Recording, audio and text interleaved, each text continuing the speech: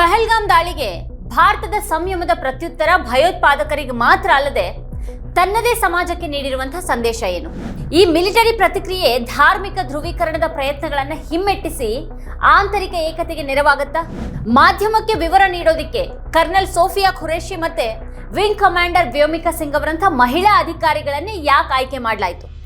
ಭಾರತದ ಪ್ರತಿಕ್ರಿಯೆ ಹೇಗೆ ಪ್ರತಿಕಾರವನ್ನ ಮೀರಿ ಸಾಮಾಜಿಕ ಸಾಮರಸ್ಯ ಕಾಪಾಡುವಂತಹ ಗುರಿಯದಾಗಿತ್ತು? ಮಡಿಲ ಮೀಡಿಯಾಗಳ ಪ್ರಚೋದನಕಾರಿ ಭಾಷೆಯಿಂದ ಸರ್ಕಾರ ಹೇಗೆ ಅಂತರವನ್ನ ಕಾಪಾಡಿಕೊಳ್ತು?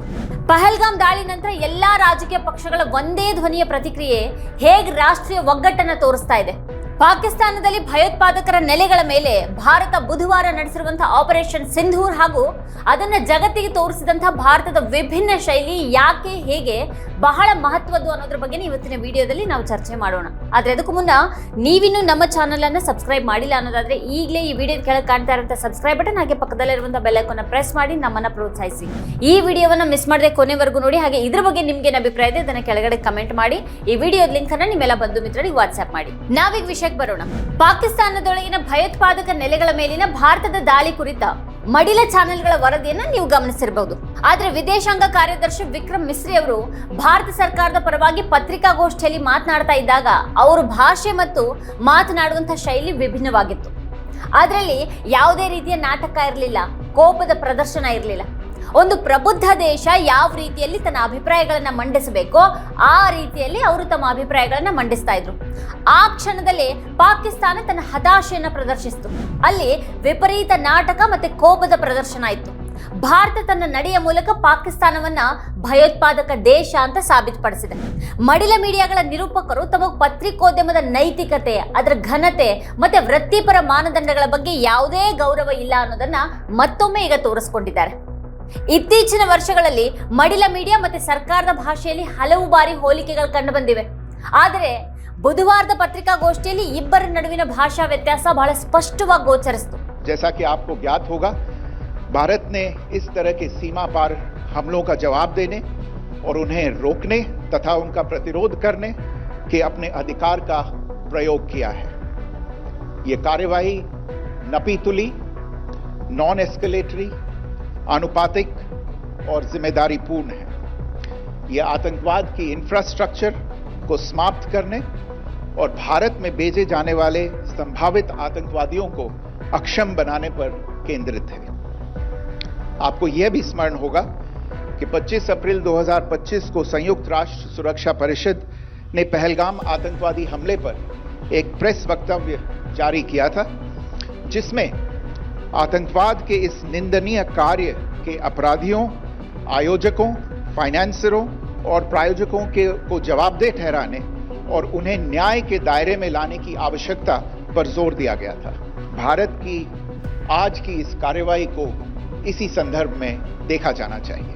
ಪ್ರತಿಕಾರದ ಕ್ರಮದ ಬಗ್ಗೆ ಸರ್ಕಾರ ಸಂಪೂರ್ಣವಾಗಿ ವಿಭಿನ್ನ ಭಾಷೆಯಲ್ಲಿ ಮಾಹಿತಿಯನ್ನ ನೀಡಿತು. ಮಡಿಲ ಮೀಡಿಯಾ ಅದನ್ನು ಸಂಪೂರ್ಣವಾಗಿ ವಿಭಿನ್ನ ಭಾಷೆ ಮತ್ತೆ ಉನ್ಮಾದದಲ್ಲಿ ವರದಿ ಮಾಡಿತು. ಎರಡು ಪ್ರಶ್ನೆಗಳನ್ನ ಕೇಳಿ ಬೆವರು ಸುರಿಸ್ತಾ ಇದ್ದಂತಹ ಆಂಕರ್ಗಳೆಲ್ಲ ಭಾರೀ ಶೂರರ ಹಾಗೆ ವರದಿಯನ್ನ ಮಾಡ್ತಾ ಇದ್ರು. ಆದ್ರೆ ಭಾರತದ ಪರವಾಗಿ ವಿದೇಶಾಂಗ ಕಾರ್ಯದರ್ಶಿ ಶಾಂತವಾಗಿ ದೇಶಕ್ಕೆ ಮಾಹಿತಿಯನ್ನ ನೀಡಿದ್ರು. ಅಧಿಕಾರಿಗಳ ಭಾಷೆ ಆಂಕರ್ಗಳ ಭಾಷೆಗಿಂತ ಸ್ವಲ್ಪ ಭಿನ್ನವಾಗಿದ್ದು ಈ ಬಾರಿ ಅದು ತುಂಬಾ ವಿಭಿನ್ನವಾಗಿ ಕಾಣಿಸ್ತು ಅನ್ನೋದು ಸಮಾಧಾನಕರ ಸಂಗತಿ. ಇಲ್ಲಿ ಪತ್ರಿಕಾಗೋಷ್ಠಿಯಲ್ಲಿ ವಿಕ್ರಮ್ ಮಿಸ್ರಿ ಅವರು ಹೇಳಿದ್ದು ಈ ರೀತಿ ಇತ್ತು: ಭಾರತ ಗಡಿಯಾಚೆಗಿನ ದಾಳಿಗಳಿಗೆ ಪ್ರತಿದಂಡನೆ ಮಾಡುವ, ಅಂತಹ ದಾಳಿಗಳನ್ನು ತಡೆಯುವಂತ ಮತ್ತೆ ಪ್ರತಿಕಾರ ತೀರಿಸುವಂತ ಹಕ್ಕನ್ನ ಚಲಾಯಿಸಿದೆ. ಮತ್ತೆ ಇದನ್ನ ಬಹಳ ಜವಾಬ್ದಾರಿಯಿಂದ ಸಂಯಮದಿಂದ ನಿರ್ವಹಿಸಲಾಗಿದೆ. ಭಯೋತ್ಪಾದಕ ನೆಲೆಗಳನ್ನ ನಿರ್ಮೂಲನೆ ಮಾಡೋದು ಮತ್ತೆ ಭಾರತಕ್ಕೆ ಕಳುಹಿಸಲಾಗುವಂತಹ ಸಂಭಾವ್ಯ ಭಯೋತ್ಪಾದಕರನ್ನ ನಿಷ್ಕ್ರಿಯಗೊಳಿಸೋದ್ರ ಮೇಲೆ ಈ ಒಂದು ದಾಳಿಯ ಗಮನ ಇತ್ತು.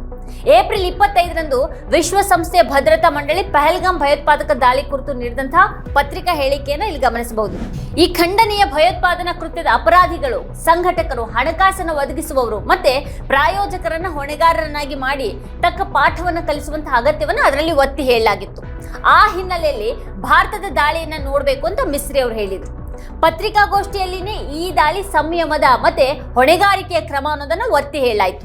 ಆದ್ರೆ ಅಂತಹ ಸಂಯಮವಾಗ್ಲಿ ಅಥವಾ ಹೊಣೆಗಾರಿಕೆಯಾಗ್ಲಿ ಮಡಿಲ ಚಾನೆಲ್ಗಳ ಭಾಷೆಯಲ್ಲಿ ಕಾಣಿಸ್ಲೇ ಇಲ್ಲ. ಮಡಿಲ ಮೀಡಿಯಾಗಳಲ್ಲಿ ಏನ್ ನಡೀತಾ ಇದೆ? ಪತ್ರಿಕೋದ್ಯಮದ ಧರ್ಮವನ್ನೇ ತುಳಿದವರು ಧರ್ಮದ ಹೆಸರಿನಲ್ಲಿ ಪತ್ರಿಕೋದ್ಯಮದ ಸುಳ್ಳು ಭರವಸೆಯನ್ನ ನೀಡ್ತಾ ಇದ್ದಾರೆ. ವಿದೇಶಾಂಗ ಸಚಿವಾಲಯ ಮತ್ತೆ ಸೇನೆ ಈ ವ್ಯತ್ಯಾಸಗಳನ್ನ ಎತ್ತಿ ತೋರಿಸಿದ್ದು ಶ್ಲಾಘನೀಯ. ಸೈನ್ಯದ ಕಡೆಯಿಂದ ಕರ್ನಲ್ ಸೋಫಿಯಾ ಖುರೇಶಿ ಮತ್ತೆ ವಾಯುಪಡೆ ಕಡೆಯಿಂದ ವಿಂಗ್ ಕಮಾಂಡರ್ ವ್ಯೋಮಿಕಾ ಸಿಂಗ್ ಪತ್ರಿಕಾಗೋಷ್ಠಿಯನ್ನು ಉದ್ದೇಶಿಸಿ ಮಾತನಾಡಿದರು. ಕರ್ನಲ್ ಸೋಫಿಯಾ ಖುರೇಶಿ ಹಿಂದಿಯಲ್ಲಿ ಮತ್ತೆ ವಿಂಗ್ ಕಮಾಂಡರ್ ವ್ಯೋಮಿಕಾ ಸಿಂಗ್ ಅವರು ಇಂಗ್ಲಿಷ್ ನಲ್ಲಿ ಹೇಳಿಕೆಯನ್ನು ಬರೆದಿದ್ರು. ಈ ಕ್ರಮವನ್ನ ಧರ್ಮಕ್ಕೆ ಜೋಡಿಸಬಾರದು ಅನ್ನೋದು ಸೇನೆಯ ಸಂದೇಶ ಆಗಿತ್ತು. ಇಬ್ಬರು ಮಹಿಳಾ ಅಧಿಕಾರಿಗಳನ್ನ ಆಯ್ಕೆ ಮಾಡಿದ್ದು ಕೂಡ ಶ್ಲಾಘನೀಯ ತಂತ್ರ ಆಗಿತ್ತು. ಮತ್ತೆ ಉತ್ತರವನ್ನ ಧರ್ಮದ ಮಸೂರದ ಮೂಲಕ ನೋಡದ ರೀತಿಯಲ್ಲಿ ಆಯ್ಕೆಯನ್ನು ಮಾಡಲಾಗಿತ್ತು. ಭಾರತದಲ್ಲಿ ಕೋಮು ಗಲಭೆಗಳನ್ನ ಪ್ರಚೋದಿಸೋದಿಕ್ಕೆ ಭಯೋತ್ಪಾದಕ ದಾಳಿಯನ್ನ ನಡೆಸಲಾಗಿತ್ತು ಅಂತ ಮಿಸ್ರಿ ಉಲ್ಲೇಖ ಮಾಡಿದ್ದಾರೆ. ಆದ್ರೆ ನಾಗರಿಕರು ಅದನ್ನು ತಿರಸ್ಕರಿಸಿದ್ರು.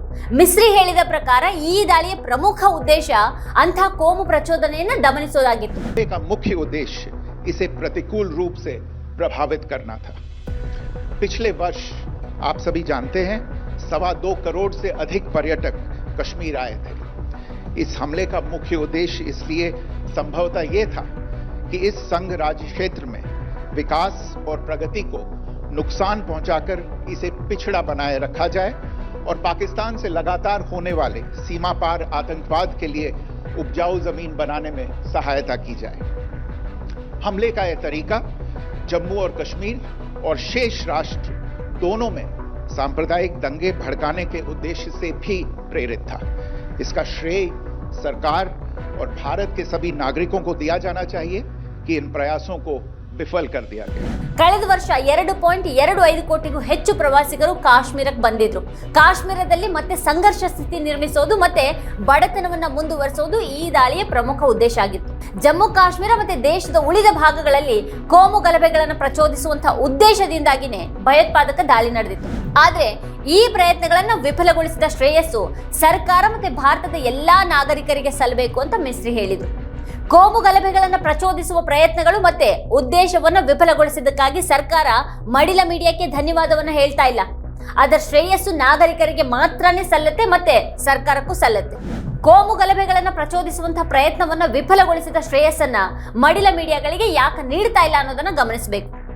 ಈ ಸಮಯದಲ್ಲಿ ಮಡಿಲ ಮೀಡಿಯಾ ಏನ್ ಮಾಡ್ತಾ ಇದೆ, ಸರ್ಕಾರ ತನ್ನ ಭಾಷೆ ಮತ್ತು ನಿಲುವಿನಿಂದ ಹೇಗೆ ದೂರ ಸರಿತಾ ಇದೆ ಅನ್ನೋದನ್ನ ಇಲ್ಲಿ ನೋಡಬಹುದು. ಇದನ್ನ ನೋಡಿದ್ರೆ ಇವತ್ತಿನ ಭಾರತ ಸ್ವಲ್ಪ ವಿಭಿನ್ನವಾಗಿ ಕಾಣಿಸುತ್ತೆ ನಮಗೆ. ಸೇನೆಯು ಪತ್ರಿಕಾಗೋಷ್ಠಿಗೆ ಕರ್ನಲ್ ಸೋಫಿಯಾ ಖುರೇಶಿ ಮತ್ತೆ ವಿಂಗ್ ಕಮಾಂಡರ್ ವ್ಯೋಮಿಕಾ ಸಿಂಗ್ ಅವರನ್ನೇ ಯಾಕೆ ಆಯ್ಕೆ ಮಾಡ್ತು? ಸೈನ್ಯ ಮಾತ್ರ ಅದನ್ನ ಹೇಳಬಲ್ಲದು, ಆದ್ರೆ ಊಹೆ ಮಾಡೋದು ಏನ್ ಕಷ್ಟ ಅಲ್ಲ. ಧರ್ಮದ ಬಗ್ಗೆ ಕೇಳಿದ ನಂತರ ಭಯೋತ್ಪಾದಕರು ಕೊಂದ್ರು, ಆದ್ರಿಂದ ನಾವು ಧರ್ಮದ ಹೆಸರಿನಲ್ಲಿ ಜಗಳವಾಡಬೇಕು ಅನ್ನೋದು ಅವ್ರ ಉದ್ದೇಶ ಆಗಿತ್ತು. ಆದ್ರೆ ಸೇನೆ ಭಯೋತ್ಪಾದನೆಯನ್ನ ಧರ್ಮದ ದೃಷ್ಟಿಯಿಂದ ನೋಡೋದಿಲ್ಲ. ಸರ್ಕಾರ ಇದನ್ನ ಭಯೋತ್ಪಾದನೆ ವಿರುದ್ಧದ ಸಂಪೂರ್ಣ ಪ್ರತಿಕ್ರಿಯೆ ಅಂತ ತೆಗೆದುಕೊಳ್ತು. ಇದಾದ ನಂತರ ಕೂಡ ಮಡಿಲ ಮೀಡಿಯಾದ ಆಂಕರ್ಗಳು ಧರ್ಮದ ಬಗ್ಗೆ ಕೇಳಿದ ನಂತರ ಕೊಂದ್ರೆ ಭಾರತ ತನ್ನ ಧರ್ಮವನ್ನ ತೋರಿಸುತ್ತೆ ಅಂತ ಮತ್ತೆ ಮತ್ತೆ ಒತ್ತಿ ಹೇಳ್ತಾನೆ ಇದ್ರು. ಆದ್ರೆ ಭಾರತ ತೋರಿಸಿದಂತಹ ಧರ್ಮವನ್ನ ಈ ಅವಿವೇಕಿ ಮತ್ತೆ ಕೊಳಕು ಮಡಿಲ ಮೀಡಿಯಾಗಳು ಅರ್ಥ ಮಾಡ್ಕೊಳ್ಳೋದು ಯಾವಾಗ? ಪಹಲ್ಗಾಮ್ ಭಯೋತ್ಪಾದಕ ದಾಳಿಯ ತನಿಖೆ ಭಯೋತ್ಪಾದಕರ ಪಾಕಿಸ್ತಾನದೊಂದಿಗಿನ ಸಂಪರ್ಕವನ್ನ ಬಯಲು ಮಾಡಿದೆ ಅನ್ನೋದನ್ನ ಮಿಸ್ರಿ ಹೇಳಿದ್ರು. ಅವ್ರು ಹೇಳಿದ ಹಾಗೆ ದಿ ರೆಸಿಸ್ಟೆನ್ಸ್ ಫ್ರಂಟ್ ಹೇಳಿಕೆ ಮತ್ತೆ ಲಷ್ಕರ್ ಎ ತಯ್ಯಬಾ ಜೊತೆಗೆ ಸಂಬಂಧವನ್ನು ಹೊಂದಿರುವಂತಹ ಸಾಮಾಜಿಕ ಮಾಧ್ಯಮ ಹ್ಯಾಂಡಲ್ಗಳು ಅದನ್ನ ಮರು ಪೋಸ್ಟ್ ಮಾಡ್ತಾ ಇರೋದು ಇದನ್ನ ದೃಢಪಡಿಸುತ್ತೆ. ಪ್ರತ್ಯಕ್ಷದರ್ಶಿಗಳ ಹೇಳಿಕೆಗಳು ಮತ್ತೆ ವಿವಿಧ ತನಿಖಾ ಸಂಸ್ಥೆಗಳಿಗೆ ಲಭ್ಯ ಇರುವಂತಹ ಇತರ ಮಾಹಿತಿ ಆಧಾರದ ಮೇಲೆ ದಾಳಿಕೋರರನ್ನ ಗುರುತಿಸಲಾಗಿದೆ. ನಮ್ಮ ಗುಪ್ತಚರ ಇಲಾಖೆ ಈ ತಂಡದ ಯೋಜಕರು ಮತ್ತೆ ಅವರ ಬೆಂಬಲಿಗರ ಬಗ್ಗೆ ಮಾಹಿತಿಯನ್ನು ಸಂಗ್ರಹಿಸಿದೆ. आतंकवादी हमले की जांच से पाकिस्तान के साथ आतंकवादियों के संपर्क उजागर हुए हैं. रेजिस्टेंस फ्रंट द्वारा किए गए दावे और लश्कर ए तैयबा से ज्ञात सोशल मीडिया हैंडल द्वारा इसको रीपोस्ट किया जाना इसकी पुष्टि करता है. चश्मदीद गवाहों और विभिन्न जांच एजेंसियों को उपलब्ध अन्य सूचनाओं के आधार पर हमलावरों की पहचान भी हुई है. हमारी इंटेलिजेंस ने इस टीम के योजनाकारों और उनके समर्थकों की जानकारी जुटाई है. इस हमले की रूपरेखा भारत में सीमा पार आतंकवाद को अंजाम देने के पाकिस्तान के लंबे ट्रैक रिकॉर्ड से भी जुड़ी हुई है, जिसके लिखित और स्पष्ट दस्तावेज उपलब्ध हैं. पाकिस्तान दुनिया भर में आतंकवादियों के लिए एक शरण स्थल के रूप में पहचान बना चुका है. यहाँ अंतर्राष्ट्रीय स्तर पर प्रतिबंधित आतंकवादी सजा पाने से बचे रहते हैं. इसके अलावा पाकिस्तान ने इस मुद्दे पर विश्व और फाइनेंशियल एक्शन टास्क फोर्स जैसे अंतर्राष्ट्रीय मंचों को जानबूझकर गुमराह करने के लिए भी जाना जाता है। साजिद मीर का मामला, जिसमें इस आतंकवादी को पाकिस्तान ने मृत घोषित कर दिया था और फिर अंतर्राष्ट्रीय दबाव के परिणाम स्वरूप वो जीवित पाया गया, इसका सबसे स्पष्ट उदाहरण है। ಭಾರತದಲ್ಲಿ ಗಡಿಯಾಚೆಗಿನ ಭಯೋತ್ಪಾದನೆ ನಡೆಸುವಲ್ಲಿ ಪಾಕಿಸ್ತಾನ ದೀರ್ಘ ದಾಖಲೆಯನ್ನ ಹೊಂದಿದೆ. ಅದರ ಬಗ್ಗೆ ಲಿಖಿತ ಮತ್ತು ಸ್ಪಷ್ಟ ದಾಖಲೆಗಳು ಲಭ್ಯ ಇವೆ. ಇನ್ನು ಪಾಕಿಸ್ತಾನ ಭಯೋತ್ಪಾದಕರ ಫ್ಯಾಕ್ಟರಿಯಾಗಿ ಪ್ರಪಂಚದಾದ್ಯಂತ ಗುರುತಿಸಲ್ಪಟ್ಟಿದೆ.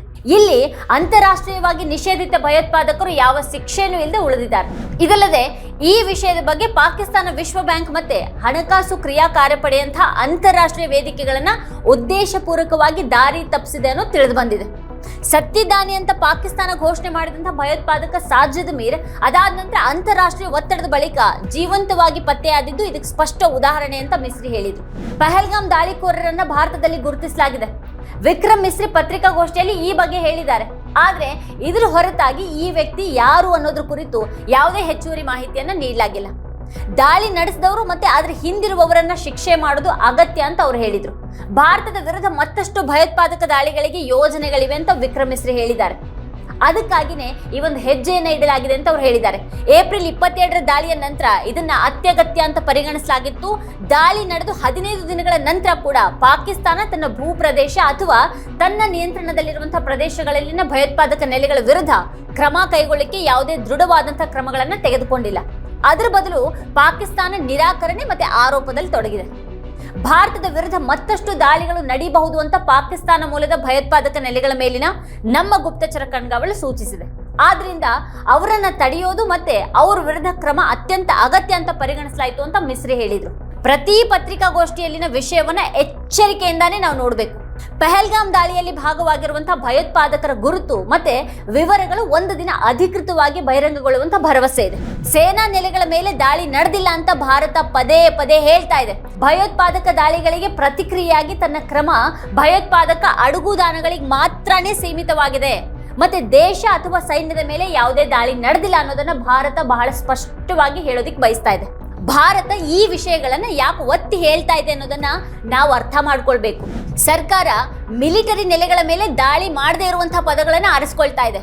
ಆದ್ರೆ ಮಡಿಲ ಮೀಡಿಯಾ ಮಾತ್ರ ಪಾಕಿಸ್ತಾನದ ಮೇಲೆ ದಾಳಿ ಅನ್ನುವಂಥ ರೀತಿಯ ಭಾಷೆಯಲ್ಲಿನೇ ಮಾತಾಡ್ತಾ ಇವೆ. ನಾಗರಿಕ ಭಾಷೆ ಏನು, ಮಡಿಲ ಮೀಡಿಯಾದ ಭಾಷೆ ಏನು, ರಾಜಕೀಯ ಪಕ್ಷಗಳು ಮತ್ತೆ ವಿರೋಧ ಪಕ್ಷಗಳ ಭಾಷೆ ಏನು, ಸರ್ಕಾರದ ಅಧಿಕೃತ ಭಾಷೆ ಯಾವುದು ಮತ್ತೆ ಬಿಜೆಪಿಯ ನಾಯಕರ ಭಾಷೆ ಏನು ಅನ್ನೋದನ್ನ ಇಲ್ಲಿ ಮೊದಲು ಗಮನಿಸಬೇಕು. ಈ ಪ್ರತಿಕಾರದ ದಾಳಿಯಲ್ಲಿ ಯಾವುದೇ ನಾಗರಿಕರಿಗೆ ಹಾನಿ ಆಗಿಲ್ಲ ಅಂತ ಪತ್ರಿಕಾಗೋಷ್ಠಿಯಲ್ಲಿ ಪದೇ ಪದೇ ಹೇಳಲಾಯಿತು. ಇದು ನಾಗರಿಕರ ದಾಳಿ ಅಲ್ಲ, ಯಾವುದೇ ಮಿಲಿಟರಿ ನೆಲೆಯನ್ನ ಗುರಿಯಾಗಿಸಿಕೊಂಡು ಮಾಡಿಲ್ಲ, ಮತ್ತೆ ಇಲ್ಲಿಯವರೆಗೆ ಯಾವುದೇ ನಾಗರಿಕ ಸಾವು ನೋವುಗಳ ವರದಿ ಆಗಿಲ್ಲ ಅಂತ कर्नल सोफिया कुरैशी ಅವರು ಸ್ಪಷ್ಟಪಡಿಸಿದ್ದಾರೆ. आप सबको बताना चाहती हूँ कि किसी भी सैन्य ठिकाने का निशाना नहीं बनाया गया और अभी तक किसी तरह की नागरिक क्षति की रिपोर्ट नहीं है. ಹಾಗಾದ್ರೆ ಮಡಿಲ ಮೀಡಿಯಾದ ವರದಿ ಮತ್ತೆ ಹೇಳಿಕೆಗಳಿಗೂ ಸರ್ಕಾರದ ಸಂಯಮದ ಭಾಷೆಗೂ ಇಷ್ಟೊಂದು ವ್ಯತ್ಯಾಸ ಯಾಕೆ? ಭಾಷೆಯಲ್ಲಿ ಮಾತ್ರ ಅಲ್ಲದೆ ವಾಸ್ತವಾಂಶಗಳಲ್ಲಿಯೂ ಕೂಡ ವ್ಯತ್ಯಾಸ ಇತ್ತು. ಅಂದ್ರೆ ಉದಾಹರಣೆಗೆ ಮಿಲಿಟರಿ ಮತ್ತೆ ವಿದೇಶಾಂಗ ಸಚಿವಾಲಯದ ಪತ್ರಿಕಾಗೋಷ್ಠಿಯಲ್ಲಿ ಎಷ್ಟು ಭಯೋತ್ಪಾದಕರು ಕೊಲ್ಲಲ್ಪಟ್ರು ಅನ್ನೋದನ್ನ ಎಲ್ಲಿಯೂ ಕೂಡ ಉಲ್ಲೇಖ ಮಾಡಲಾಗಿಲ್ಲ. ಎಷ್ಟು ಭಯೋತ್ಪಾದಕ ಅಡುಗುದಾಣಗಳ ಮೇಲೆ ದಾಳಿಯನ್ನ ಮಾಡಲಾಗಿದೆ ಅನ್ನೋದನ್ನ ಮಾತ್ರನೇ ಅದರಲ್ಲಿ ಹೇಳಲಾಯಿತು. ಆ ಸ್ಥಳಗಳಿಗೂ ಹಿಂದಿನ ಭಯೋತ್ಪಾದಕ ದಾಳಿಗಳಿಗೂ ಏನ್ ಸಂಬಂಧ ಇತ್ತು? ಈ ಮೂಲಕ ಸರ್ಕಾರ ಅಥವಾ ಸೇನೆ ಉರಿ ದಾಳಿಯನ್ನ ನೆನಪಿಸ್ಕೊಳ್ತಾ ಇದೆ ಅನ್ನೋದನ್ನ ತೋರಿಸೋದಕ್ಕೆ ಯತ್ನಿಸ್ತಾ ಇರಬಹುದು. ಕಥುವಾ ದಾಳಿ ಅಥವಾ ಪುಲ್ವಾಮಾ ಮತ್ತೆ ಮುಂಬೈ ದಾಳಿಗಳು ನೆನಪಾಗುತ್ತವೆ. ಆದ್ರೆ ಅಧಿಕೃತ ಪತ್ರಿಕಾಗೋಷ್ಠಿಯಲ್ಲಿ ಎಷ್ಟು ಭಯೋತ್ಪಾದಕರು ಸಾವನ್ನಪ್ಪಿದ್ದಾರೆ ಅನ್ನುವಂಥ ಮಾಹಿತಿಯನ್ನ ನೀಡಿಲ್ಲ. ಮಡಿಲ ಚಾನೆಲ್ಗಳು ಮಾತ್ರ ಬಾಯಿಗೆ ಬಂದ ಹಾಗೆ 70, 200, 900 ಅಂತೆಲ್ಲ ವರದಿ ಮಾಡ್ತಾ ಇದ್ವು. ABP, NDTV, ನ್ಯೂಸ್ 18, ಇಂಡಿಯಾ ಟುಡೇಗಳಂತೂ ಅವುಗಳಲ್ಲಿ ಸೇರಿದ್ವು. ಲಷ್ಕರ್ನ ಉನ್ನತ ನಾಯಕನನ್ನ ಹೊಡೆದು ಹಾಕಲಾಗಿದೆ ಅಂತ ರಿಪಬ್ಲಿಕ್ ಹೇಳ್ತು. ಈ ಮದ ಮೀಡಿಯಾಗಳಿಗೆ ಈ ಸಂಖ್ಯೆ ಎಲ್ಲಿಂದ ಬರ್ತಾ ಇದೆ? ಯಾರಾದ್ರೂ ಇವರಿಗೆ ಹೇಳ್ತಾ ಇದ್ರೆ ಅದನ್ನ ಅಧಿಕೃತವಾಗಿ ಯಾಕೆ ಹೇಳ್ತಾ ಇಲ್ಲ? ಸರ್ಕಾರ ಅಂತ ಯಾವುದೇ ಸಂಖ್ಯೆಯನ್ನ ಹೇಳಿಲ್ಲ. ಪತ್ರಿಕಾಗೋಷ್ಠಿಯಲ್ಲಿ ಇದ್ರ ಬಗ್ಗೆ ಒಂದು ಸುಳಿವನ್ನ ಕೂಡ ನೀಡಿರಲಿಲ್ಲ. ಆದ್ರೆ ಮಡಿಲ ಮೀಡಿಯಾದ ಆಂಕರ್ಗಳು ಕೊಲ್ಲಲ್ಪಟ್ಟಂತಹ ಈ ಭಯೋತ್ಪಾದಕರ ಸಂಖ್ಯೆಯನ್ನ ಅಬ್ಬರದಿಂದ ವರದಿ ಮಾಡ್ತಾ ಇದ್ದಾರೆ. ವದಂತಿಗಳಿಗೆ ಕಿವಿಗೊಡಬೇಡಿ, ಇಲ್ಲಿ ಮತ್ತೆ ಅಲ್ಲಿ ಯಾವುದೇ ವದಂತಿಗಳನ್ನ ಹರಡೋ ಬದಲು ಅಧಿಕೃತ ಸೂಚನೆಗಾಗಿ ಮಾತ್ರನೇ ಕಾಯಿರಿ ಅಂತ ಹೇಳಲಾಗಿದೆ. ಆದ್ರೆ ಪತ್ರಿಕಾಗೋಷ್ಠಿಗೂ ಮುನ್ನ ಮತ್ತೆ ಅದಾದ ನಂತರ ಕೂಡ ಮದ ಮೀಡಿಯಾಗಳು ಬಾಯಿಗೆ ಬಂದಾಗ ಹೇಳೋದು ನಿಂತೇ ಇಲ್ಲ. ಆದ್ರೆ ಅವು ಹೇಳ್ತಾ ಇರೋದು ಅಧಿಕೃತ ಪತ್ರಿಕಾಗೋಷ್ಠಿಯಲ್ಲಿ ಹೇಳಲಾದಂತ ಸಂಖ್ಯೆ ಅಲ್ಲ ಅನ್ನೋದನ್ನ ನಾವಿಲ್ಲಿ ಗಮನಿಸಬೇಕು. ಪಹಲ್ಗಾಮ್ ದಾಳಿಯ 3 ದಿನಗಳ ನಂತರ ಅಂದ್ರೆ ಏಪ್ರಿಲ್ 26ರಂದು ಮಾಹಿತಿ ಮತ್ತೆ ಪ್ರಸಾರ ಸಚಿವಾಲಯ ಅಧಿಕೃತ ಮಾಹಿತಿಯನ್ನ ಮಾತ್ರ ಅನುಸರಿಸೋದಕ್ಕೆ ಕಟ್ಟುನಿಟ್ಟಾಗಿ ಎಚ್ಚರಿಸಿತು. ಸೇನಾ ಕಾರ್ಯಾಚರಣೆಗಳು ಮತ್ತೆ ಚಲನವಲನಗಳ ನೇರ ಪ್ರಸಾರವನ್ನು ನಿಷೇಧ ಮಾಡಲಾಯಿತು. ರಾಷ್ಟ್ರೀಯ ಭದ್ರತೆಯ ಹಿತದೃಷ್ಟಿಯಿಂದ ಅಂಥದನ್ನು ತೋರಿಸಬಾರದು ಅಂತ ಹೇಳಲಾಗಿದೆ. ಸುದ್ದಿ ವಾಹಿನಿಗಳು, ಏಜೆನ್ಸಿಗಳು ಮತ್ತೆ ಸಾಮಾಜಿಕ ಮಾಧ್ಯಮ ಬಳಕೆದಾರರು ಕಾನೂನಿನ ವ್ಯಾಪ್ತಿಯಲ್ಲಿ ಮಾತ್ರ ಭದ್ರತಾ ವಿಷಯಗಳ ಬಗ್ಗೆ ವರದಿ ಮಾಡುವಂತೆ ಸೂಚನೆಯನ್ನು ನೀಡಲಾಯಿತು. ಕಾರ್ಗಿಲ್ ಯುದ್ಧ, ಮುಂಬೈ ದಾಳಿ ಮತ್ತೆ ಕಂದಹಾರ್ ವಿಮಾನ ಅಪಹರಣದ ಅನಿಯಂತ್ರಿತ ವರದಿ ರಾಷ್ಟ್ರೀಯ ಭದ್ರತೆಗೆ ಹಾನಿಯುಂಟು ಮಾಡಿದೆ ಅಂತ ಆ ಒಂದು ಸೂಚನೆಯಲ್ಲಿ ಬರೆಯಲಾಗಿದೆ. 9 ಭಯೋತ್ಪಾದಕ ಅಡಗುದಾಣಗಳ ಮೇಲೆ ದಾಳಿಯನ್ನು ಮಾಡಲಾಗಿದೆ ಅಂತ ಸರ್ಕಾರದ ಅಧಿಕೃತ ಪತ್ರಿಕಾಗೋಷ್ಠಿಯಲ್ಲಿ ತಿಳಿಸಲಾಯಿತು. ಪತ್ರಿಕಾಗೋಷ್ಠಿಯಲ್ಲಿ ಅವ್ರ ಛಾಯಾಚಿತ್ರಗಳನ್ನು ಸಹ ಪ್ರದರ್ಶಿಸಲಾಯಿತು. सैयदना बिलाल कैंप मुजफ्फराबाद, यह एक जैश ए मोहम्मद का स्टेजिंग एरिया है।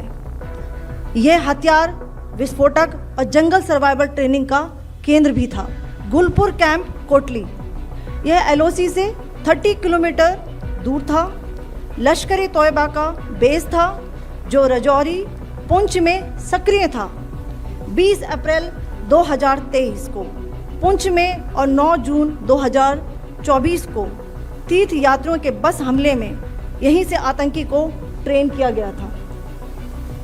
बरनाला कैंप बिम्बर, ये एलओसी से 9 किलोमीटर दूर है। यहाँ पर हथियार हैंडलिंग, आईडी व जंगल सर्वाइवल का प्रशिक्षण केंद्र था। अब्बास कैंप कोटली, यह एलओसी से 13 किलोमीटर दूर है। लश्कर ए तोयबा का फिदाइन यहाँ तैयार होता था। इसकी कैपेसिटी 15 टेररिस्ट को ट्रेन करने की थी।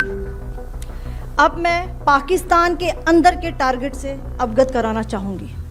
पहला, सर्जल कैंप सियालकोट, यह अंतर्राष्ट्रीय सीमा से 6 किलोमीटर की दूरी पर है, सांबा कटवा के सामने।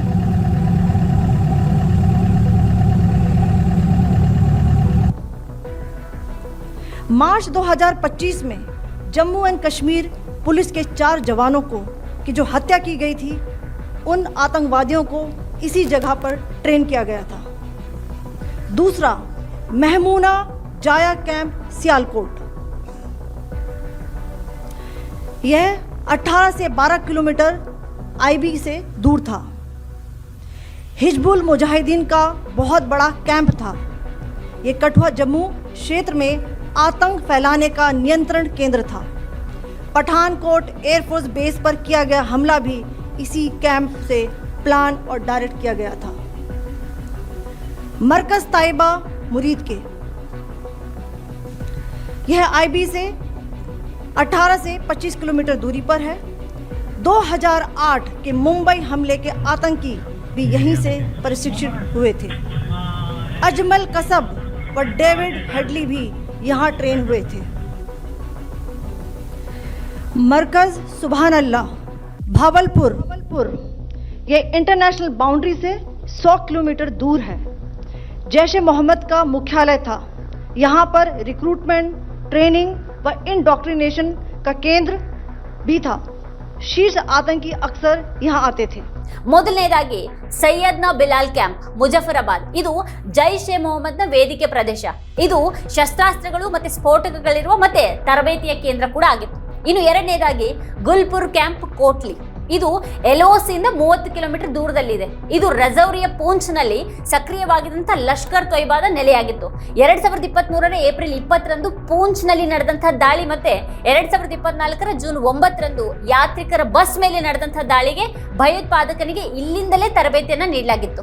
ಇನ್ನು ಮೂರನೇದಾಗಿ ಬರ್ನಾಲಾ ಕ್ಯಾಂಪ್ ಬೈಬರ್, ಇದು ಎಲ್ಒಸಿಯಿಂದ 9 ಕಿಲೋಮೀಟರ್ ದೂರದಲ್ಲಿದೆ. ಶಸ್ತ್ರಾಸ್ತ್ರ ನಿರ್ವಹಣೆ, ಐಡಿ ಮತ್ತೆ ಕಾಡಿನಲ್ಲಿ ಬದುಕುಳಿಯುವಂತ ತರಬೇತಿ ಕೇಂದ್ರ ಇದೆ. ಇನ್ನು ನಾಲ್ಕನೇದು ಅಬ್ಬಾಸ್ ಕ್ಯಾಂಪ್ ಕೋಟ್ಲಿ, ಇದು ಎಲ್ಒಸಿಯಿಂದ 13 ಕಿಲೋಮೀಟರ್ ದೂರದಲ್ಲಿದೆ. ಲಷ್ಕರ್ ತೊಯ್ಬಾ ಶಿಬಿರ ಆಗಿತ್ತು. ಇದರ ಸಾಮರ್ಥ್ಯ 15 ಭಯೋತ್ಪಾದಕರಿಗೆ ತರಬೇತಿಯನ್ನು ನೀಡೋ ಹಾಗಿತ್ತು. ಇನ್ನು ಪಾಕಿಸ್ತಾನದೊಳಗಿನ ಗುರಿಗಳಲ್ಲಿ ಮೊದಲನೇದಾಗಿ ಸರ್ಜಲ್ ಕ್ಯಾಂಪ್ ಸಿಯಾಲ್ಕೋಟ್. ಇದು ಅಂತಾರಾಷ್ಟ್ರೀಯ ಮಿಲಿಟರಿ ಗಡಿಯಿಂದ 6 ಕಿಲೋಮೀಟರ್ ದೂರದಲ್ಲಿದೆ. ಈ ಮಾರ್ಚ್ನಲ್ಲಿ ಜಮ್ಮು ಕಾಶ್ಮೀರದಲ್ಲಿ 4 ಸೈನಿಕರನ್ನ ಕೊಂದಂತ ಭಯೋತ್ಪಾದಕರಿಗೆ ಇದೇ ಸ್ಥಳದಲ್ಲಿ ತರಬೇತಿಯನ್ನು ನೀಡಲಾಗಿತ್ತು. ಇನ್ನು ಎರಡನೇದಾಗಿ ಮೆಹಮೂನಾ ಜೈ ಕ್ಯಾಂಪ್ ಸಿಯಾಲ್ಕೋಟ್. ಇದು ಅಂತಾರಾಷ್ಟ್ರೀಯ ಗಡಿಯಿಂದ 18ರಿಂದ 12 ಕಿಲೋಮೀಟರ್ ದೂರ ಇದೆ. ಹಿಜ್ಬುಲ್ ಮುಜಾಹಿದ್ದೀನ್ ಬಹಳ ದೊಡ್ಡ ಶಿಬಿರವನ್ನು ಹೊಂದಿತ್ತು. ಇದು ಕಥುವಾ ಜಮ್ಮು ಕಾಶ್ಮೀರದಲ್ಲಿ ಭಯೋತ್ಪಾದನೆ ಹರಡುವಂತಹ ನಿಯಂತ್ರಣ ಕೇಂದ್ರ ಆಗಿತ್ತು. ಪಠಾಣ್ಕೋಟ್ ವಾಯುಪಡೆ ನೆಲೆಯ ಮೇಲಿನ ದಾಳಿಯನ್ನ ಇದೇ ಶಿಬಿರದಿಂದಾನೇ ಯೋಜಿಸಿ ನಿರ್ದೇಶಿಸಲಾಗಿತ್ತು. ಇನ್ನು ಮೂರನೇದಾಗಿ ಮರ್ಕಜ್ ತೊಯ್ಬಾ ಮುರಿದ್. ಇದು ಅಂತಾರಾಷ್ಟ್ರೀಯ ಗಡಿಯಿಂದ 18ರಿಂದ 25 ಕಿಲೋಮೀಟರ್ ದೂರದಲ್ಲಿದೆ. 2008ರ ಮುಂಬೈ ದಾಳಿಯ ಭಯೋತ್ಪಾದಕರಿಗೂ ಕೂಡ ಇಲ್ಲಿ ತರಬೇತಿಯನ್ನ ನೀಡಲಾಗಿತ್ತು. ಹಾಗೆ ಅಜ್ಮಲ್ ಕಸಬ್ ಮತ್ತೆ ಡೇವಿಡ್ ಹಡ್ಲಿ ಕೂಡ ಇಲ್ಲಿ ತರಬೇತಿಯನ್ನ ಪಡೆದಿದ್ರು. ಇನ್ನು ನಾಲ್ಕನೇದು ಮರ್ಕಜ್ ಸುಭಾನಲ್ಲಾ ಬವಾಲ್ಪುರ್. ಇದು ಅಂತಾರಾಷ್ಟ್ರೀಯ ಗಡಿಯಿಂದ 100 ಕಿಲೋಮೀಟರ್ ದೂರದಲ್ಲಿದೆ. ಜೈಷ್ ಎ ಮೊಹಮ್ಮದ್ನ ಪ್ರಧಾನ ಕಚೇರಿಯಾಗಿತ್ತು. ಇಲ್ಲಿ ನೇಮಕಾತಿ, ತರಬೇತಿ ಮತ್ತೆ ಬೋಧನೆಗಾಗಿ ಒಂದು ಕೇಂದ್ರ ಕೂಡ ಇತ್ತು. ಭಯೋತ್ಪಾದಕರು ಇಲ್ಲಿಗೆ ಆಗಾಗ ಬರ್ತಾ ಇದ್ರು. ಕೇವಲ 25 ನಿಮಿಷಗಳಲ್ಲಿ ಬೆಳಿಗ್ಗೆ 1:05ರಿಂದ 1:30 ನಡುವೆ 9 ಸ್ಥಳಗಳ ಮೇಲೆ ದಾಳಿಯನ್ನು ಮಾಡಲಾಯಿತು. ಸರ್ಕಾರ ತನ್ನ ಕಡೆಯಿಂದ ಪ್ರತೀಕಾರ ತೀರಿಸಿಕೊಂಡಿದೆ ಅಷ್ಟೇ. ಭಾರತ ವಿರೋಧಿ ಭಯೋತ್ಪಾದಕ ದಾಳಿಗೆ ಸಿದ್ಧತೆಗಳು ನಡೀತಾ ಇದ್ವು ಅನ್ನೋದಕ್ಕೆ ಪುರಾವೆಗಳಿದ್ದಂತಹ ಸ್ಥಳಗಳಲ್ಲಿ ಇದನ್ನ ಮಾಡಲಾಯಿತು. ವಿಶ್ವಸಂಸ್ಥೆಯ ಭದ್ರತಾ ಮಂಡಳಿಯ ಹೇಳಿಕೆಯಿಂದ TRF ಹೆಸರನ್ನ ತೆಗೆದುಹಾಕೋದಕ್ಕೆ ಪಾಕಿಸ್ತಾನ ಪ್ರಯತ್ನಿಸಿದೆ ಅಂತ ವಿದೇಶಾಂಗ ಕಾರ್ಯದರ್ಶಿ ಉಲ್ಲೇಖ ಮಾಡಿದ್ದಾರೆ. ಭಾರತ ಜನವರಿ 2023ರಿಂದ TRF ಅನ್ನ ಭಯೋತ್ಪಾದಕ ಸಂಘಟನೆ ಅಂತ ಘೋಷಿಸಿದೆ. ಮಿಸ್ರಿ ಹೇಳಿರುವ ಪ್ರಕಾರ ರೆಸಿಸ್ಟೆನ್ಸ್ ಫ್ರಂಟ್ ಅಂದ್ರೆ TRF ಅಂತ ಕರೆದುಕೊಳ್ಳುವಂತಹ ಗುಂಪು ದಾಳಿಯ ಹೊಣೆಯನ್ನು ಹೊತ್ಕೊಂಡಿತ್ತು. ಈ ಗುಂಪು ವಿಶ್ವಸಂಸ್ಥೆಯಿಂದ ನಿಷೇಧಿಸಲ್ಪಟ್ಟ ಪಾಕಿಸ್ತಾನಿ ಭಯೋತ್ಪಾದಕ ಗುಂಪು ಲಷ್ಕರ್ ಎ ತೊಯ್ಬಾ ಜೊತೆಗೆ ಸಂಬಂಧವನ್ನು ಹೊಂದಿದೆ. 2024ರಲ್ಲಿ ಭಾರತ ತನ್ನ ಮೇ ಮತ್ತೆ ನವೆಂಬರ್ ಅರ್ಧ ವಾರ್ಷಿಕ ವರದಿಯನ್ನ ವಿಶ್ವಸಂಸ್ಥೆಗೆ ಸಲ್ಲಿಸಿತು. ಇದರಲ್ಲಿ TRF ಬಗ್ಗೆ ಸ್ಪಷ್ಟವಾದಂತಹ ಮಾಹಿತಿಗಳನ್ನ ನೀಡಲಾಗಿದೆ. ಇದಕ್ಕೂ ಮೊದಲು ಅಂದ್ರೆ ಡಿಸೆಂಬರ್ 2023ರಲ್ಲಿ ಭಾರತ ವಿಶ್ವಸಂಸ್ಥೆಗೆ ಲಷ್ಕರ್ ತೊಯ್ಬಾ ಮತ್ತೆ ಜೈಷ್ ಎ ಮೊಹಮ್ಮದ್ ಬಗ್ಗೆ ತಿಳಿಸಿತ್ತು. ಇವು TRF ನಂತಹ ಸಣ್ಣ ಭಯೋತ್ಪಾದಕ ಗುಂಪುಗಳ ಮೂಲಕ ತಮ್ಮ ಚಟುವಟಿಕೆಗಳನ್ನು ನಡೆಸ್ತಾ ಇವೆ. ಈ ನಿಟ್ಟಿನಲ್ಲಿ ಏಪ್ರಿಲ್ 25ರಂದು ವಿಶ್ವಸಂಸ್ಥೆಯ ಭದ್ರತಾ ಮಂಡಳಿಯ ಪತ್ರಿಕಾ ಹೇಳಿಕೆ TRF ಅನ್ನು ಉಲ್ಲೇಖಿಸಿದೆ. ಉಲ್ಲೇಖವನ್ನ ತೆಗೆದುಹಾಕೋದಕ್ಕೆ ಪಾಕಿಸ್ತಾನದ ಒತ್ತಡವನ್ನು ಕೂಡ ಗಮನಿಸಬೇಕು ಅಂತ ಮಿಸ್ರಿ ಹೇಳಿದ್ದಾರೆ. ಮಡಿಲ ಚಾನೆಲ್ಗಳಲ್ಲಿ ವಿವಾಹಿತ ಮಹಿಳೆಯ ಕೂದಲನ್ನ ತೆಗೆದು ಸಿಂಧೂರ ಅಳಿಸಿದ್ದಕ್ಕಾಗಿ ಸೇಡನ್ನ ತೀರಿಸಿಕೊಳ್ಳೋದಕ್ಕೆ ಹೆಚ್ಚಿನ ಒತ್ತನ್ನು ನೀಡಲಾಗುತ್ತೆ. ಆದ್ರೆ ಮಿಲಿಟರಿ ಇದನ್ನ ಆಪರೇಷನ್ ಸಿಂಧೂರ್ ಅಂತ ಕರೀತು.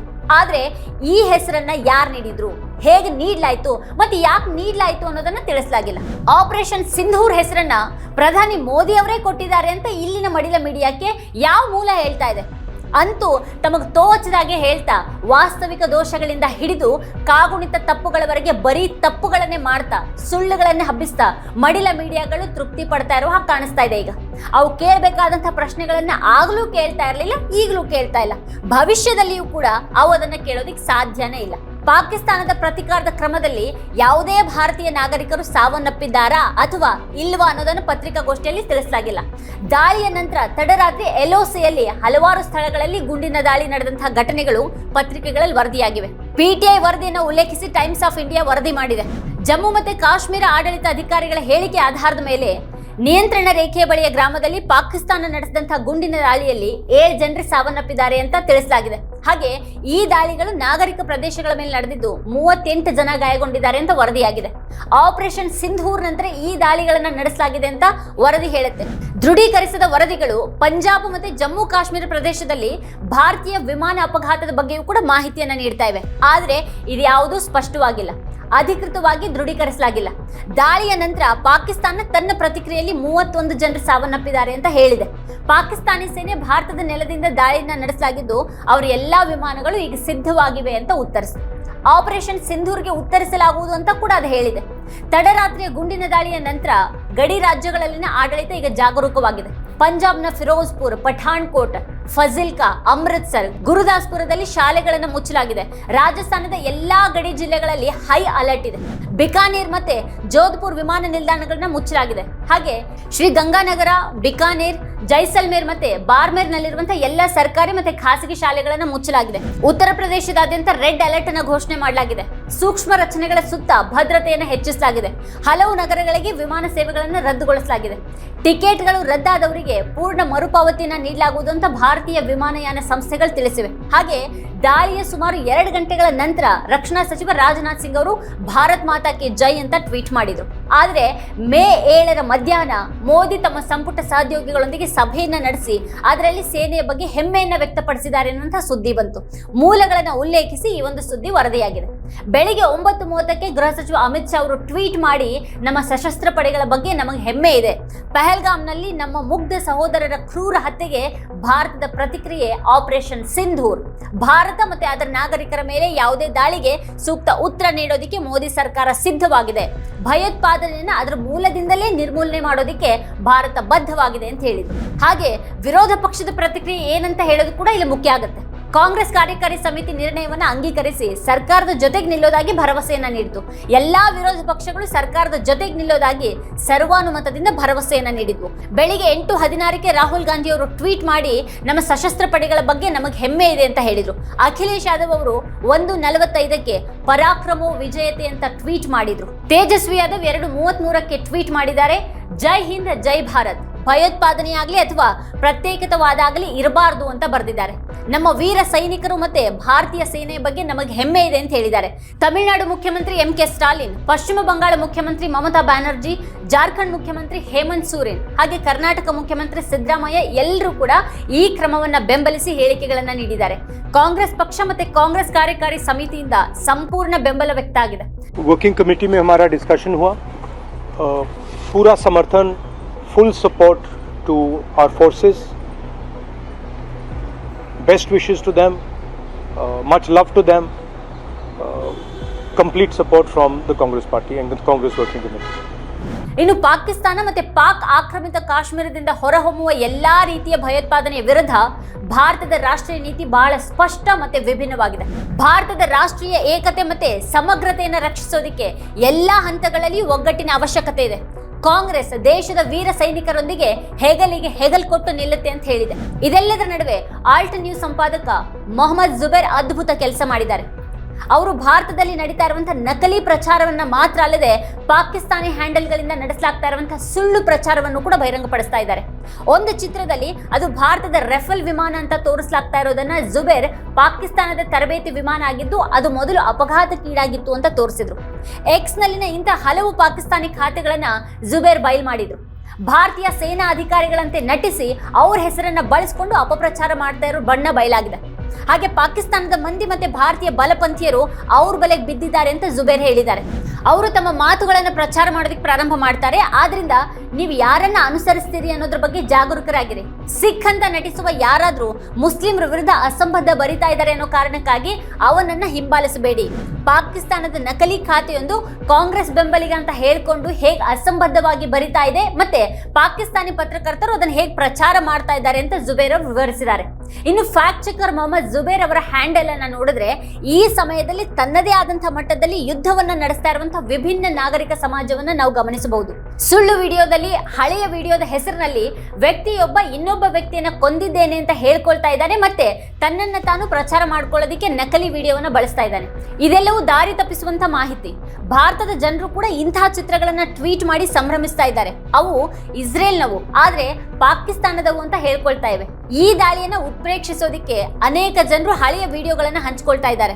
ವಿಡಿಯೋ ಗೇಮ್ ತುಣುಕುಗಳು ಸಹ ವೈರಲ್ ಆಗ್ತಾ ಇವೆ. ಇದು ವಿಡಿಯೋ ಗೇಮ್ ನ ದೃಶ್ಯ ಅಂತ ಜುಬೇರ್ ಅವರು ಟ್ವೀಟ್ ಮಾಡಬೇಕಾಯ್ತು. ಜನರು ಇದನ್ನ ಭಾರತ ಪಾಕಿಸ್ತಾನದ ಮೇಲೆ ನಡೆಸಿದಂತಹ ದಾಳಿ ಅಂತ ಹೇಳ್ಕೊಳ್ತಾ ಅದನ್ನ ಹಂಚಿಕೊಳ್ತಾ ಇದ್ದಾರೆ. ಬಾಂಬ್ ಬೀಳುವಂತಹ ವಿಡಿಯೋ ವೈರಲ್ ಆದಾಗ ಜುಬೇರ್ ಅದ್ರ ಕೆಳಗೆ ಒಂದು ಟಿಪ್ಪಣಿಯನ್ನು ಹಾಕಿದ್ರು. ಇದು ಹಳೆಯ ಘಟನೆಯಾಗಿದ್ದು ಆಪರೇಷನ್ ಸಿಂಧೂರ್ಗೂ ಇದಕ್ಕೂ ಯಾವುದೇ ಸಂಬಂಧ ಇಲ್ಲ ಅಂತ ಹೇಳಿದ್ರು. ಆದ್ರಿಂದ ಇಂತಹ ಸಮಯದಲ್ಲಿ ಅಧಿಕೃತ ಮಾಹಿತಿಗಾಗಿ ಕಾಯಬೇಕು. ಸಾಮಾಜಿಕ ಜಾಲತಾಣಗಳಲ್ಲಿ ವಿವಿಧ ರೀತಿಯ ವಿಡಿಯೋಗಳು ವೈರಲ್ ಆಗ್ತಾ ಇವೆ. ಆದ್ರೆ ಈಗಿನ ಸ್ಥಿತಿಯಲ್ಲಿ ಪತ್ರಿಕಾಗೋಷ್ಠಿಯಲ್ಲಿ ಸೇನೆ ತೋರಿಸೋದನ್ನ ಮಾತ್ರನೇ ಅಧಿಕೃತ ಅಂತ ನಾವೆಲ್ಲ ನಂಬಬೇಕು. ಆದ್ರೆ ಪ್ರಶ್ನೆ ಏನಂದ್ರೆ ಇದು ಯುದ್ಧವಾಗಿ ಬದಲಾಗುತ್ತಾ ಅಥವಾ ಇಲ್ವಾ ಅಂತ ಹೇಳೋದಿಕ್ ಸಾಧ್ಯ ಇಲ್ಲ. ಯುದ್ಧನೇ, ಸೀಮಿತ ಯುದ್ಧ ಏನೂ ಅಲ್ಲ. ಯಾವ ದಾಳಿ ಅಥವಾ ಯಾವ ಸಣ್ಣ ಘರ್ಷಣೆ ಯಾವಾಗ ದೊಡ್ಡ ಯುದ್ಧವಾಗಿ ಬದಲಾಗುತ್ತೋ ಯಾರಿಗೂ ತಿಳಿದಿಲ್ಲ. ಮೊದಲನೆಯ ಮಹಾಯುದ್ಧಕ್ಕೆ ಸಂಬಂಧಪಟ್ಟಂತ ಅನೇಕ ಕಥೆಗಳಿವೆ. ಯುದ್ಧ ಕೆಲವೇ ದಿನಗಳ ವಿಷಯ ಅಂತ ಎಲ್ಲರೂ ಕೂಡ ಭಾವಿಸಿದ್ರು. ಮೊದಲನೆಯ ಮಹಾಯುದ್ಧ 4 ವರ್ಷಗಳ ಕಾಲ ನಡೀತು. 1.5 ಕೋಟಿಯಿಂದ 2 ಕೋಟಿ ಜನರು ಸಾವನ್ನಪ್ಪಿದ್ರು. ಹಾಗೆ ದಾಳಿಯನ್ನ ಯಾವುದೇ ಹೆಸರಿನಿಂದ ಬೇಕಾದ್ರೂ ನಾವು ಕರಿಬಹುದು. ಅದು ಯಾವಾಗ ಯುದ್ಧವಾಗಿ ಬದಲಾಗುತ್ತೆ ಮತ್ತೆ ಯುದ್ಧ ಎಷ್ಟು ಕಾಲ ಮುಂದುವರಿಯುತ್ತೆ ಅನ್ನೋದರ ಇತಿಹಾಸ ಈಗಾಗಲೇ ಬರೆಯಲ್ಪಟ್ಟಿದೆ. ಯುದ್ಧ ನಡೆಯುತ್ತೋ ಅಥವಾ ಇಲ್ವೋ ಅನ್ನೋದನ್ನ ಹೇಳೋದಿಕ್ಕೆ ಸಾಧ್ಯ ಇಲ್ಲ. ಯುದ್ಧ ವಿನಾಶವನ್ನ ಮಾತ್ರನೇ ಉಂಟು ಮಾಡುತ್ತೆ. ಯುದ್ಧದ ಉನ್ಮಾದ ವಿನಾಶಕ್ಕೆ ಕಾರಣ ಆಗುತ್ತೆ. ಯುದ್ಧದ ಇತಿಹಾಸದ ಕುರಿತು ಬರೆಯಲಾದಂಥ ಅಸಂಖ್ಯಾತ ಪುಸ್ತಕಗಳಲ್ಲಿ ಇದನ್ನೇ ಮತ್ತೆ ಮತ್ತೆ ಹೇಳಲಾಗಿದೆ. ಇದೇ ಇವತ್ತಿನ ಸ್ಪೆಷಲ್. ನೋಡ್ತಾ ಇರಿ ವಾರ್ತಾಭಾರತಿ. ನೀವಿನ್ನೂ ವಾರ್ತಾಭಾರತಿ ಯೂಟ್ಯೂಬ್ ಚಾನಲನ್ನು ಸಬ್ಸ್ಕ್ರೈಬ್ ಮಾಡಿಲ್ಲ ಅನ್ನೋದಾದರೆ ಈ ಕೂಡಲೇ ಸಬ್ಸ್ಕ್ರೈಬ್ ಮಾಡಿ, ಹಾಗೆ ಪಕ್ಕದಲ್ಲಿರುವಂಥ ಬೆಲ್ ಐಕಾನ್ನ ಪ್ರೆಸ್ ಮಾಡಿ ನಮ್ಮನ್ನು ಬೆಂಬಲಿಸಿ.